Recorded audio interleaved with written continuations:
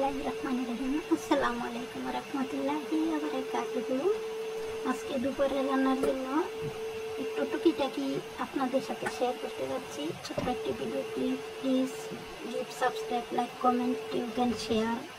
দেখুন, baby chicken and অল্প লাউ শাক। ওকে লাউ শাকটাও ভাগ্যের ব্যাপার, আলহামদুলিল্লাহ পাইলেই কিনে আনা হয়। এবং সাথে থাকছে অল্প ডাউল। দেখুন মুসুরি ডাল। দেখতে থাকুন, সাথে থাকুন। ফিরে আসছি আবার প্রিপারেশনে। আপনারা সবাই রান্না করতে পারেন, তারপরও আমি জাস্ট একটু আপনাদের সাথে শেয়ার করলাম। আমি অলিভ অয়েল তেল দিয়ে মাংসটা রান্না করব। আমি এই তেলটা ব্যবহার করি সবসময়, আপনারাও করতে পারেন। অল্প তেল দিয়েছি, এখন দিয়ে দেব কুচি করে রাখা পেঁয়াজ,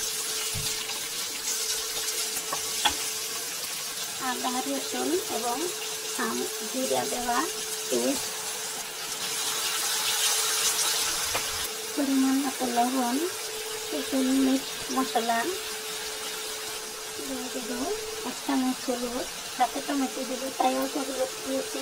এবার দিয়ে দিব কেটে রাখা পাকা টমেটো কুচিগুলি, কাঁচামরিচ, সাথে আমি একটি শুকনো মরিচ দিয়েছি স্বাদ লাগা এবং গোস্তের পারফিউম বাড়িয়ে দেওয়ার জন্য। এবার আমি নেড়ে করে ভালো মতো কষিয়ে মাংসটা অ্যাড করে দেব। যারা এখনও সাবস্ক্রাইব দিচ্ছি, সাবস্ক্রাইব দেননি, প্লিজ দিস সাবস্ক্রাইব, সাপোর্ট করুন, সাথে থাকুন। আল্লাহ আপনাকে উত্তম কাজে সাপোর্ট করবে। দেখতে থাকুন ভিডিওটি। না টেনে ভালো মতো নেড়ে ছেড়ে কষিয়ে তারপর আমি অল্প কয়েক টুকরো আলু অ্যাড করে দেব। কিন্তু আজকে মাখা মাখা রাখবো, বেশি জল দেবো না। মুরগিগুলো ব্রয়লারের, তাই একটু বেশি সিদ্ধ হয়ে যায়। টমেটো দিলে একটু শক্ত শক্ত থাকে, আপনারা দিতে পারেন। মাংসটা চলে না, দেখতে সুন্দর হয়, খেতেও অনেক মজা হয়।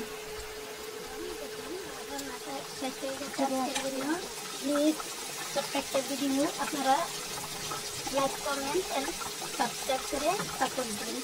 এই হলো চিকেন উইথ পটাটো মাখা মাখা গোল কারি এবং লাউ শাক হলো বেগুন। আপনারা আমাকে একটু দোয়া করবেন, আমি একটু অসুস্থ বেশি। ডাল। Thanks a lot again. আসসালামু আলাইকুম ওয়া রাহমাতুল্লাহি ওয়া বারাকাতুহু। আল্লাহ হাফেজ, ভালো থাকুন, সুস্থ থাকুন। আমার জন্য একটু বেশি বেশি দোয়া করবেন এবং আমার ফ্যামিলির জন্য। বাই।